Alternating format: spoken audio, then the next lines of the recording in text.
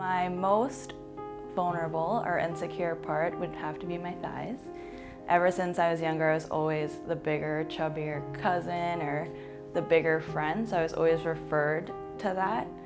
And I think through the years I've just believed that. It's only recently that I've come to embrace it and come to, I guess, looking at people like Beyonce or people that have curvier bodies and being like, okay, like that's who I'm gonna identify with, instead of saying, oh, I'm the fatter version of so-and-so. I'm not a size 2, I'm not a size 6, like I'm a size 10 in jeans. Like, I think I've always been conscious, and a part of the reason was it wasn't just my friends or like people from school saying, oh, like you have thunder thighs or whatnot. I would hear it from my own family members, which, you know, I would never show that I was affected by it. But internally, you know, you kind of, like, certainly you laugh it off, and then internally, you know, I would try not to eat, you know, try to exercise my legs more so that I could fit a size 6 or size 2 even, just because everyone else in my family was so much skinnier. So yeah, till this day it's still bothersome, but I try to just look at it in the way and identify, like I said before, identify with more curvier women and, you know, own it in that way. The most vulnerable and insecure parts of myself, body-wise, I always look at my arms. I'm the type of person, as soon as I see a mirror, I look at myself to see what I look like. The vulnerable part of me is I'm a very comparing person. I always compare myself to others, and that's something I do struggle with till this day. So it would be my arms, my face because of my acne problems, and my stomach is something that really is hard for me, because growing up people would always grab my stomach, and that's something that everybody focuses on when they see me. I would always be called, like, I look like I'm pregnant. I'd be mistaken for being pregnant, and I was always the fat one in my family.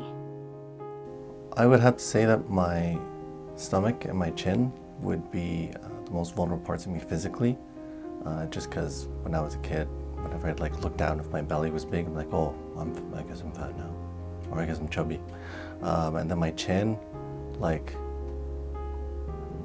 previously I would always kind of like look at like, oh, you have no chin. It's like, oh, like you're super fat or you're super chubby. Not that there's anything wrong with that. Like, people can look the way they do. It's just, for me personally, it's something that I had really, like, I had a hard time dealing with. So like now that's why, like, I rock the beard and like the chin is hidden for the time being, but then it just worked out that I look okay in a beard. Non-physical things that I'm very vulnerable about, I have to say, is a lot of my work.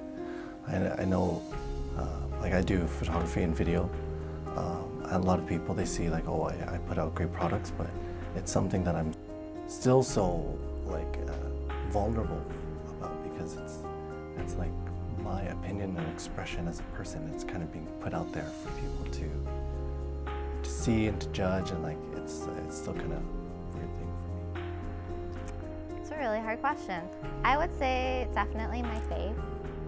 I think I've struggled my entire life with the fact that, like, I was born with a very round face, and this is nothing compared to what we started with in '92. Like, it was there. Even my grandma, I think, called me like moon face for even now. Yeah. But I think it's just because, especially in today's culture where it's a lot about like contouring and cheekbones and definition and angular jaw lines and stuff, it's just not something that I was blessed with. Like, this is my face. And I think even still I struggle with it sometimes, or even still, like, on days where I won't feel my best, like, you'll notice that I have a really intense contour to try to compensate, and it's just something that I get insecure about. Like, people will tell me like, oh my god, your cheeks are so cute, and like they'll pinch my face and stuff, but I'm just like, I feel like Jigglypuff.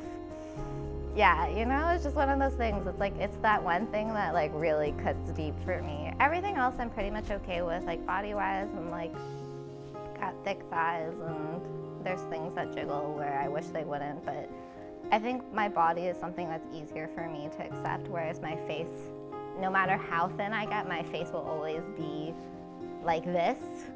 So I think it's just that one thing that is harder for me to accept. Insecure parts. Ooh, there's a lot. Okay, so one would be I hated my arms, and I still do. I hate my arms. Like, a lot of my close friends know that even if I'm working out or we're dancing for like hours and hours and I have a tank top underneath, I would never take off my sweater because I hate the look of how like there's flub. If I like do the chicken wing and you see it, I'm like, oh, and I feel it. I hate how big my thighs are. I've always hated them, and I think it's because growing up, I would always like work them out because I wanted to be like a guy, and all my guy friends would do it. So at a young age, I was already like doing squats before my injury, but so I think it just kind of built on. But I just hate the way there's like cellulite around them. I just hate that part. I just don't like it. I don't like that part. And I don't like my tummy because I want it to be like Janet Jackson's. It's never gonna get there. I just want it to be flat. But I know and I've educated myself enough that it's like diet, but I don't have the willpower for diet anymore. So it's never gonna get there. I've accepted that. I could go on.